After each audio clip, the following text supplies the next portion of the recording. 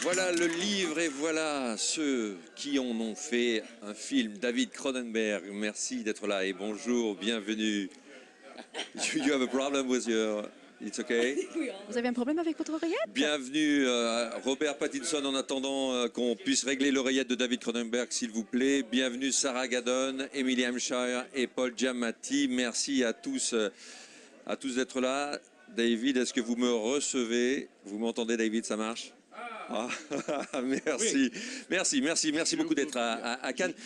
Comment présenter un film aussi fort? Est-ce que c'est la fin d'un système que vous avez voulu mettre en scène, David Cronenberg, de manière intime, ça nécessaire, j'ai envie de dire, autodestruction? En fait, c'est pas habituel. Lorsque nous avons commencé à réaliser le film, le roman existait depuis une dizaine d'années. Lorsqu'on réalisait le film, on filmait les émeutes dans les rues de New York contre le capitalisme. Et le mouvement Wall Street se produisait dans la rue, était dans les journaux le soir. Ce n'était pas une prophétie, on ne savait pas que ça allait être comme ça, mais c'était le cas. Ça s'est avéré comme ça. Si c'est la fin du système, nous ne savons pas encore, mais nous savons que quelque chose de monumental se produit et pour une raison ou une autre, notre film capte cet instant. C'est presque un documentaire au lieu d'un long métrage. Un documentaire avec des choix artistiques très forts quand même. Pourquoi d'abord le premier choix, c'est le choix du comédien principal. Pourquoi Robert Pattinson pour incarner ce jeune homme surpuissant, jeune, mais aussi un peu autodestructeur? En effet, je vois dans cet homme une autodestruction ainsi qu'une grande puissance. Donc, je croyais qu'il était parfait pour le rôle. Je ne veux pas que mes acteurs jouent, je veux qu'ils soient eux-mêmes. Non, c'est pas vrai. Non, je voyais que Robert est un formidable acteur. Il avait le charisme à l'écran. Il est dans chaque scène de notre film, ce qui est très rare, d'avoir un film avec un acteur dans chaque scène. Et il l'est. Donc, vous avez besoin de quelqu'un que les gens ont envie de voir à l'écran.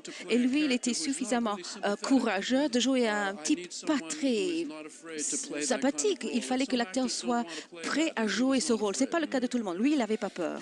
Vous aviez peur ou vous n'aviez pas peur, Robert Pattinson, avec un micro, s'il vous plaît?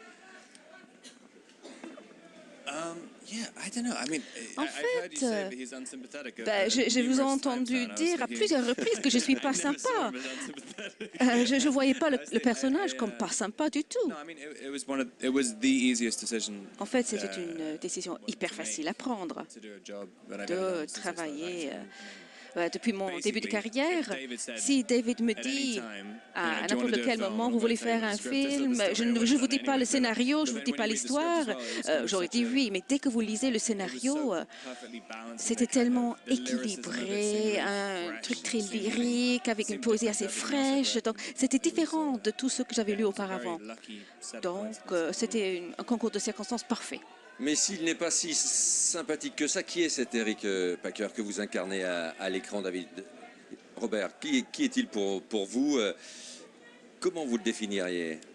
Enfin, j'en parlais avec Paul hier. J'ai tellement de difficultés à promouvoir ce film. Je suis nulle dans ce rôle. Je ne peux pas expliquer l'histoire. Désolée. Vous n'avez pas compris? C'est David qui le fait mieux que moi. La manière la plus simple de le dire, je crois que David aura une meilleure réponse que moi, mais pour moi, le plus simple, c'est de dire que c'est un type qui recherche, il croit qu'il est né dans la mauvaise réalité. C'est la seule réponse simple que je trouve. Mais j'ai pu comprendre un tout petit peu lorsque il était perdu, il ne savait pas ce qu'il se passait. C'était pour ça, c'était plus réel pour moi à ce moment-là. Permettez-moi de rajouter qu'il n'est pas sympathique quand je dis ça. Je dis qu'il est très riche, il est arrogant au début du film et il est cruel aux gens avec qui il travaille, il est sarcastique, cynique. Donc, dans un film, ça veut dire qu'il n'est pas sympa, normalement. Dans un film normal, le personnage clé peut être trop sympathique. Il est un chien, il est gentil. Mais donc c'est dans ce contexte-là que je dis qu'il n'est pas sympathique. Et on trouve des acteurs qui sont très sensibles à ce niveau-là. Ils ne veulent pas a endossé le personnage pas sympathique, mais lui, il a accepté. Il n'était pas tellement courageux, il était plutôt bête. Il vous aime bien, hein, il vous aime bien, David Cronenberg, Robert Pattinson. Sarah Gadon, comment on fait pour faire exister simplement en quelques scènes un personnage comme le vôtre? Est-ce que vous avez répété beaucoup avec Robert? Vous êtes rencontrés avant? Vous avez travaillé en amont avec David? Comment on arrive à ce résultat-là, Sarah? With the mic, please.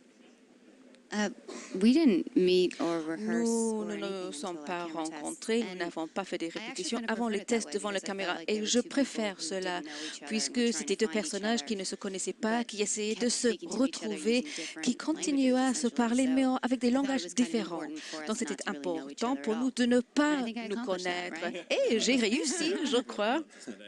Oui, c'était très important de ne passer aucun moment avec vous. Oui, oui, mission accomplie. Yeah, so there was a lot Voilà. of not speaking to On Rob ne and, se parlait not pas talking to Rob beaucoup, and je ne lui talking to adressais pas Rob la and- parole.